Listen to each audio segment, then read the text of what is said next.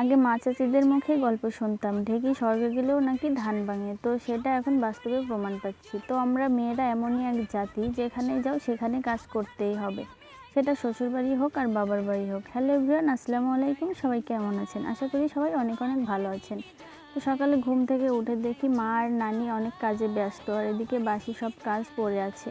তো আমি কি করলাম, ঘুম থেকে উঠে উঠানটা ঝাড়ু দিয়ে সব বাসি থালা বাসনগুলো বের করে নিয়ে আসলাম। যেহেতু এখন রমজান মাস আর সেহরি খাওয়ার পরে সব থালা বাসন ওরকমই রাখা হয় আর ধোয়া হয় না, তো এটাই সকালে ধুয়ে রাখলে আর বিকালে ধুতে হয় না। এর কারণে আমি সবগুলো টিউবওয়েলের পর নিয়ে চলে এসেছি।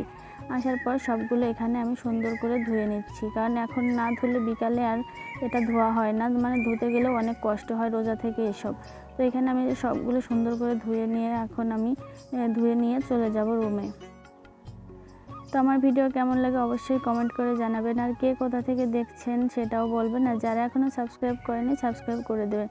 তো থালা বাসনগুলো ধোয়ার পরে এখন আমি থালা বাসন ধুয়ে ঘরে রেখে এসেছি, আর এদিকে এখন আমার মায়ের হাঁস মুরগি এগুলো ছাড়া হয়নি, তো ভাবলাম যে ছেড়ে দিয়ে অনেক বেলা হয়ে গেছে। তো এখানে আমি যে মুরগির খোপটা আগে ছেড়ে দিচ্ছি। তো এখানে দেশি মুরগি আছে, আর আমি শখ করে কিনেছিলাম ফার্মি মুরগি, সেগুলোই আছে।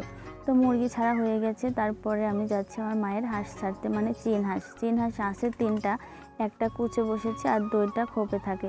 তো এই যে সবগুলো আমি এখন ছেড়ে দিয়েছি, এখন ওদের খেতে দেব। তো খাওয়ানোর পরে বাদ বাকি কাজগুলো করবো। আর এদিকে হচ্ছে যে গরুর ঘরটা আমি পরিষ্কার করে নিয়েছি। তো আমার মায়ের একটাই গরু। তার পরবর্তীতে আমি যখন রোড সাইডে এসে দেখি যে আমার মায়ের যে সবজি বা চাষ করতে পারে, অনেকেই গ্রামগঞ্জে মা মেয়েরা যেরকম বাড়িতেই করে সেরকমই যেখানে লাগিয়েছে সবগুলোই সুন্দরভাবে হয়ে গেছে, কিন্তু 2 দিন পানি দেওয়া হয়নি, এ কারণে সব মাটি শুকিয়ে গেছে। তো ভাবলাম একটু পানি দিয়ে দেই। তো যে এখানে আমি এখন পানি দিয়ে দিচ্ছি সমস্ত গাছে। তো এটা বেগুন গাছ, আর এই বেগুনের চারাগুলো না আমি আমার শ্বশুর বাড়ি থেকে নিয়ে আসছিলাম।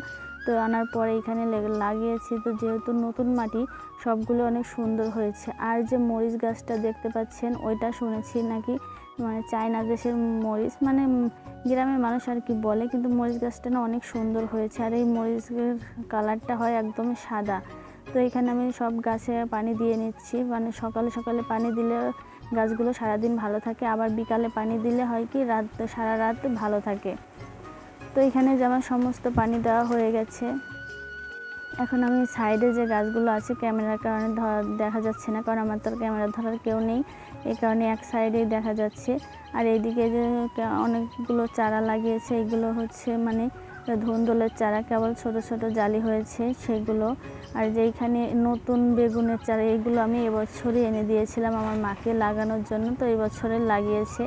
এখানে ছোট ছোট চারা আছে, যে লাউ গাছ আর যে একটা আলু গাছ লাগিয়েছিল, সেগুলোও হয়ে গেছে। তো আমি এখন সবগুলো সুন্দর করে পানি দিয়ে তারপরে চলে যাব বাড়ির ভিতরে। আর এটা হচ্ছে আমাদের বাড়ির সামনের সাইডটা দিয়ে যে আমাদের জমিটা লম্বা, সে কারণে। আর এদিকে এসে দেখি আমার মা এই যে মটরের গাছগুলো ছাড়াচ্ছে, আর এই মটরের গাছগুলো হচ্ছে আমাদের জমির এক সাইডে একটু জায়গা পড়েছিল, ওই জায়গাতেই বুনে দিয়েছিল, জমিটা নষ্ট হয়ে যাবে এই কারণে। তো মটর বললে অনেকে চেনেন, আমাদের আঞ্চলিক এলাকায় মটরের যে নামটা ডাউল, সেগুলোই মটর বলে।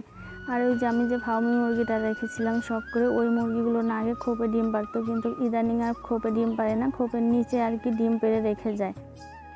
তো যে ওইখানে প্রতিদিন দেখতে হয় যে ডিম পেড়েছে কিনা। তো মুরগি ছাড়ার পরে খাবার দেওয়ার পরে আমি গাছে পানি দিয়ে এসে দেখি যে এখানে একটা ডিম পেড়ে রেখে গেছে। তো ওই ফার্মি মুরগিগুলো কখনো কুচে বসে না, শুধু ডিমই পারে, এর কারণে অনেকগুলো ডিম একখানে হয়ে গেছে, সব ফ্রিজে রেখে দিয়েছি। দেশি মুরগি যদি কুচে বসে তাহলে এগুলো বসিয়ে দেবো। তো আজকের মতো এ পর্যন্ত কি, সবাই ভালো থাকবেন, সুস্থ থাকবেন, আর আপনাদের ছোট্ট বোনটির পাশে থাকবেন। আর যারা এখনও লাইক সাবস্ক্রাইব করেননি, অবশ্যই লাইক সাবস্ক্রাইব করে আমার পাশে থাকবেন, আমাকে নতুন নতুন ভিডিও দিতে উৎসাহিত করবেন।